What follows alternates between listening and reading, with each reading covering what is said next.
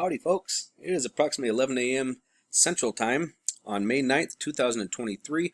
I hope our creator is keeping you well and safe wherever you are in the world. I know it's been a little while since I've been on here, but I do keep track and I do follow and I try to do updates of something that is significant that we need to be aware about. Our sun has been popping off. There's a lot of sunspots. I'll get to those in a minute. But the first thing we need to let you know about is this guy right here. We had an M1.5 and an M1.6. Well, 6.3, it looks like 6.4, that popped off on May 8th.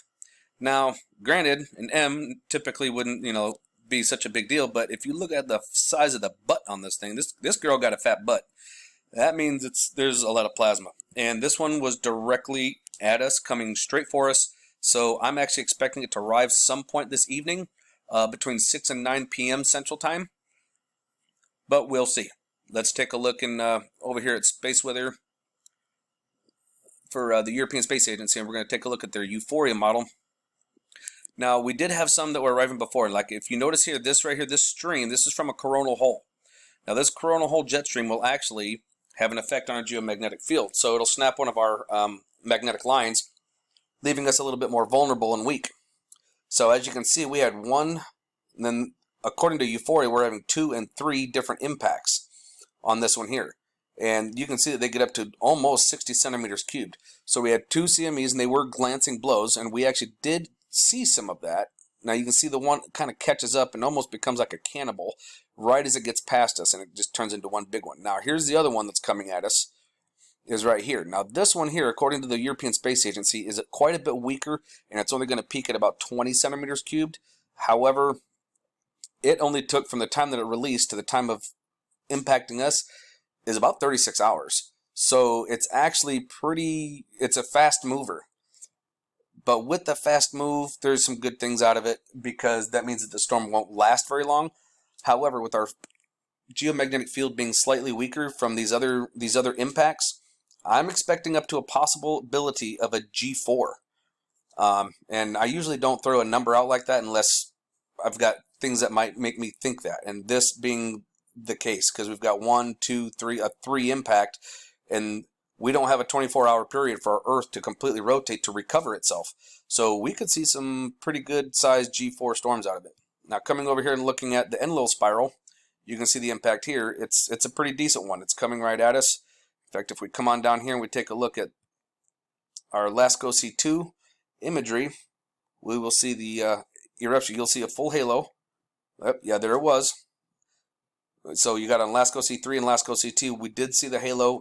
These are moving quite a bit faster.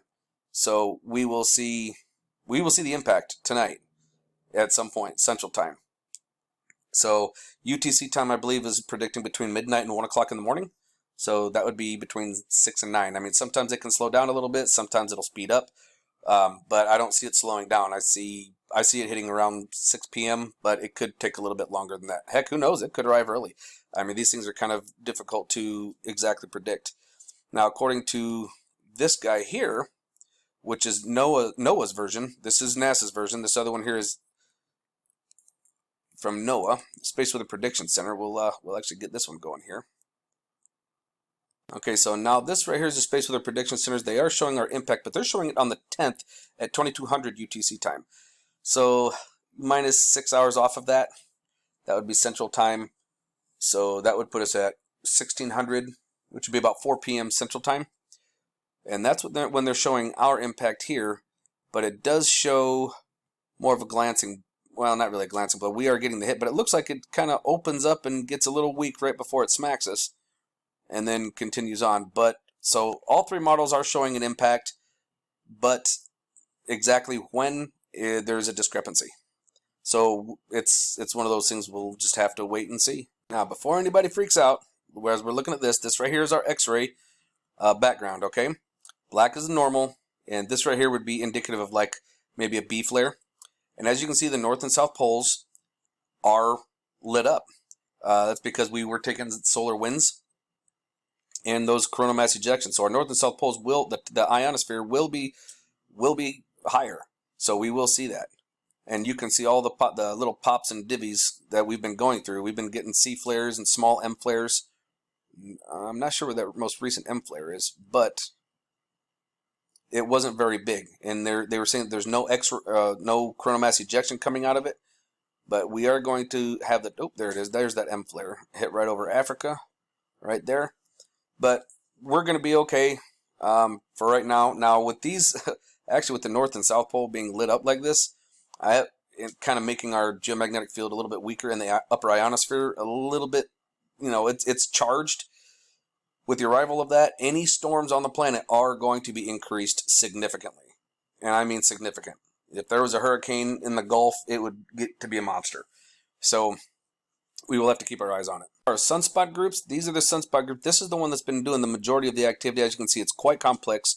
You've got positive and negative just all over the place dancing with each other. This is what's been giving us most of our problems, is from this guy right here. But however, we do also need to keep an eye over here on the western limb, what's coming in. We've got positive and negative dancing all, I mean, look how developed these are, and they're right next to each other. So we'll have to keep our eyes on this region as they come around the bend for sure. But yeah, there's all kinds of different sunspot groups. We actually just missed them. I've been paying attention, but I only mention it if there's something significant. I've been really busy working, so please have a little forgiveness on that. That's why I'm not as active. Now, to end off, we're looking at our Italian model for the Schumann resonance, and as you can see, over the past few days, it has been extremely loud. There's been a lot of activity that's been going on. Today is relatively quiet. The day before, we had a little bit, and then it looked like, a little bit worse, and then a little bit worse. Now, I did notice that with these, like a lot of this right here is indicative of lightning storms, and there have been lightning storms, but then all of a sudden, bam, you get this brick wall. So you've got the lightning, and then brick wall. So they're turning CERN on. So when you get this solid red brick wall like this, that is indicative of CERN, and Cumiana, Italy is literally right next to CERN. So every time CERN pops off, it reflects on the Italian Schumann resonance. So just a little something for you guys to keep in mind and to check out regularly to see if they're activating CERN. So keep your eyes open, no fear, and remember that love is the only way forward. Solar Wolf out.